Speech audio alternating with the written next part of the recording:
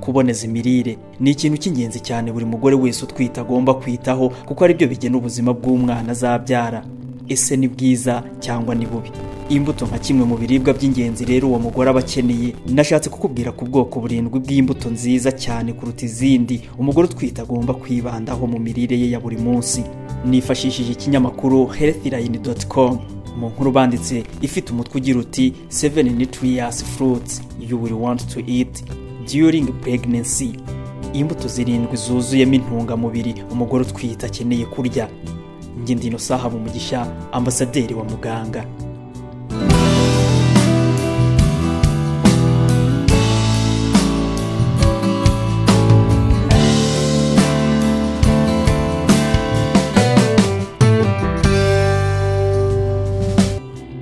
Amaronji cyangwa se amacunga ngo atuma umugore utwite adatakaza amazi mu mubiri. Kubura amazi ku mugore utwite ni ikibazo kuko afasha mu mikorere myiza y'ingobyi umwana aba arimo ndetse n'imikurire y'uwo mwana. Amaronji kandi ngo akize kuri vitamine B9 ariyo yitwa folate cyangwa se folic acid ifasha mu mikurire y'ubwonko bw'umwana ndetse n'amazi aba mu ruti rw'umugongo ahuza imikorere y'ubwonko n'ibindi bice by'umubiri. Anakize cyane kandi kuri vitamine C irinda utunyangingo cyangwa se cells kwangirika ndetse kanafasha umubiri gukura umunyu ngugu w'ubutare cyangwa se fer iron mu byo umugore yariye. Iyi fer ni ingenzi cyane ku mwana atwite ndetse n'umugore utwite kuko akenera inshuro ebyiri ugereranyije n'undi mugore udatwite.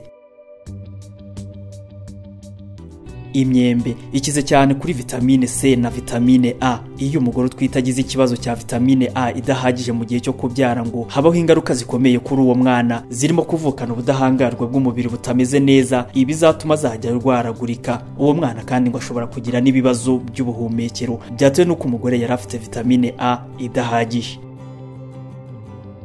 Avoka nirwo rubuto rukize cyane kuri vitamine B6 cyangwa se folate folic acid kurusha izindi mbuto zose.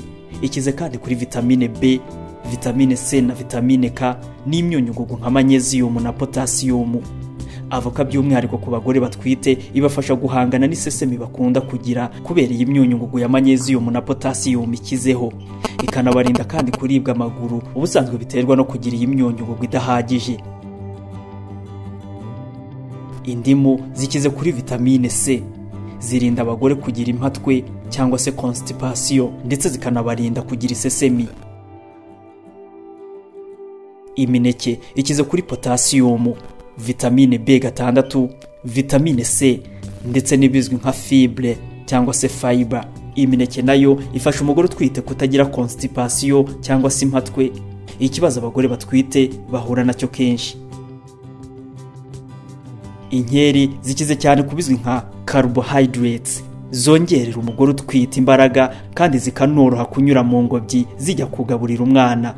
Inkeri kandi zinakize cyane kuri vitamine C, kuri folate ndetse no kuri fiber.